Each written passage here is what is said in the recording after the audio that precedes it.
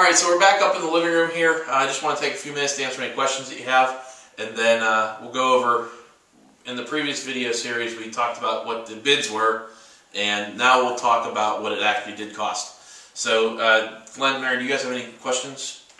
I was wondering, Brian, I know the goal of buying a house like this and rehabbing it for retail sale, do you have any concerns or properties that you wouldn't consider? You want to do that as quickly as possible. Is there any attributes about a home that you look for, like you want to make sure it has 3 bedrooms, or do you consider a 2-bedroom house? Okay. Or what about a house without a garage? Well, that I think greatly depends on the area. Number one, you want to look at the area before you even look at the house. Is if you want to resell it and flip it. If you want to rehab it and rent it, it might be a little different. But you want to look at the neighborhood. What are the schools like? What do the neighbors look like? Are there a lot of rentals in the area? Most of the people own their homes. Because the goal is to buy a property that somebody that can afford a house in that area, and hopefully that person has the credit to get a mortgage, that they would want to live there. So you might want to not do an inner city neighborhood that might have a lot of drug problems, because odds are a young family or a couple might not want to buy a house in that area. But this particular neighborhood, it's a good school district. It's in the northern suburbs of Pittsburgh. So that's the number one thing. Number two thing you asked was about the bedroom sizes, things like that. I really try to stay at 3 bedrooms and above. Ideally, it's 3 or 4 bedrooms, 1.5 to 2.5 bathrooms. Right. A master bedroom with a master bathroom is great. Not all neighborhoods have that, but if you can get that, that's fantastic. But I'd really like to stay above 3 bedrooms.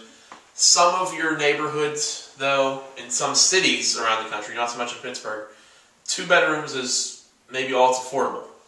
3 bedrooms, it starts to get too expensive. So you might have to look at that, but for you personally in Pittsburgh, I'd like to see 3 and above bedrooms, unless there's some other circumstances. Maybe it's a nice little trendy neighborhood that most of the houses are small, or they're townhouses or something like that. That's a little different, but just your average suburb neighborhood.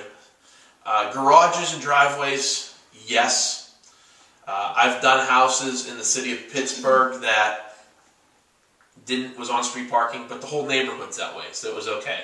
Right. But in this neighborhood, if there was a house that didn't have a garage, that'd be very weird, and I'd probably stay away from it. The other thing you want to stay away from is what they call functionally obsolete, and that is if there's just something and you're in a house and you say to yourself, this is weird.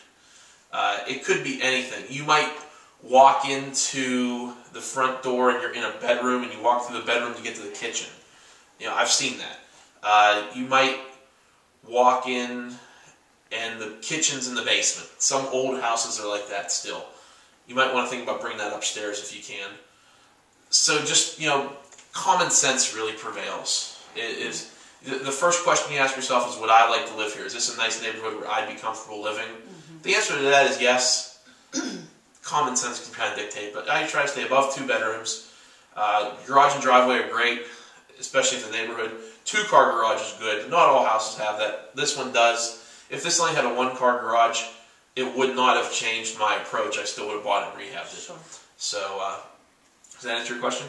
Yes. Okay. I mean, it's obviously a nice neighborhood that a family would, in a good school district, oh, sure, that a family would want, and it has the 3 bedrooms. Sure, yeah, there's the 3 bedrooms, there's a finished basement, and, it's a quiet, normal neighborhood, and it looks to me like all the other neighbors keep their houses pretty nice. So we bought the ugliest one and made it maybe the nicest. So that's the idea. You look for the ugliest one in the good neighborhoods and make it the best in the good neighborhoods, and you'll do okay. Right. This house has only been for sale for about a week or 2. We've probably had about 10 people come through it, and I'm expecting possibly in the next couple of days the one guy was getting his pre-qualification.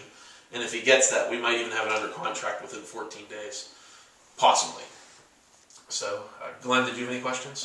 Basically, we talked about this earlier and stuff like that, but can you explain the use of the realtor? Sure. I normally a lot of times don't sell a property with a real estate agent, except a lot of times for a retail sale on a property like this.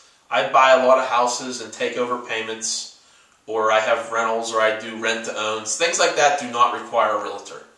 Actually, that's not what the realtors do. They work with the A buyer that can qualify for a mortgage today and move into a house something like this. So I market this house myself, and I'm able to do that with the realtor. I have an agreement that if I sell it, I pay her a small fee and the listing is voided. But the realtor is the one that's most equipped for this A buyer in a good area, full retail price, just retail sale. So what I've worked out with my agent is that we're able to A, have it staged. She does all this for free with the listing. And B, expose it to all the A buyers because they're looking in the good neighborhoods. And I can also market the property. But I'm going to guess that the odds are pretty good that the real estate agent's going to sell it rather than me. If I sell it, I can still get out of the listing. But the idea is to sell it, make the profit, and use the money to buy another house. So I'd like to list it, and the odds are getting it sold very quickly. I've done the exact same setup with a house that's been rehabbed. Probably let's say the last 5 or 6 houses that have been listed. The real estate agent has sold all but one of them. One I sold on my own, so I just paid her $500, and the other one she sold, and she gets the commission. So that's why we do it that way. And also the staging. You know, I'd spend more than $500 just to get this stuff to stage, and she does it for no cost. So it's kind of a no-brainer. Not all realtors stage properties, but if you can find one that does, all the more power to you. So let's talk about the costs. When we were here last, there was a couple other people here, but Glenn and Mary, I think you both said around $15,000 to $20,000 in work. Right. My bids for the actual work to be done were a little over 20. There was a couple other things that we had not accounted for, such as in the basement we finished the wall when we took the wood burner out. We did the cord around. There was a few add-ons, a few problems that we found. Not big deals, but they did add a little bit of money. So all in, the entire house from the day we bought it to the time you see it today, what are you guessing we're at, dollar figure wise? Maybe you're closer to 22 grand in rehab costs now. Okay, Glenn, what do you think? Probably what, 24,000. 24. Okay, yeah. We both are quite right. I'm just going to round up to use round numbers, but we're flirting with about 25. Call it 25,000. The floors cost a little bit more than we thought they would. The furnace and things like that cost a little bit more because they needed to do a couple other things. We found a few problems. We had to add a few things and change around some few things. Had to do some other work on the side of the house that we didn't know about at first. So it added probably about $3 grand total onto the cost. That includes buying the appliances also. So it's not quite 25,000, but 25 is close. And then there's a few thousand more, of course, with insurance and utilities, things like that. But yeah, we're right around 25. The whole project so far, maybe into the whole thing for about 27, 28,000, plus our purchase price. And then at the end of the project, when we sell it, we'll also have to factor in the interest to our private investor, which we'll calculate that at the end because it's all accruing. So, any final questions, comments about the house? That looks good. Looks Okay. Yeah. So I think you paid attention too, Brian, to trends. Uh-huh. Hardwood floors people like to see, and Sure. your fixtures are kind of the latest thing, the brush nickel that people like to see. yeah, It's the brush nickel seems to be new. There used to be the brass. It looks like gold, or there was just the bright chrome silver look. But the brush nickel's the new thing. It's kind of a the new trend. The other things is like you said, the hardwood floors. There was no carpeting in here when we bought it, but if you remember, the floors look terrible. But the guy, he did a very nice job of cleaning these floors up. So if you're near Pittsburgh, I have a good flooring guy I can refer you to. Contact me. The final thing is just lighting. You know, in the bathrooms, typically before, which I got yelled at because I wanted to put them in.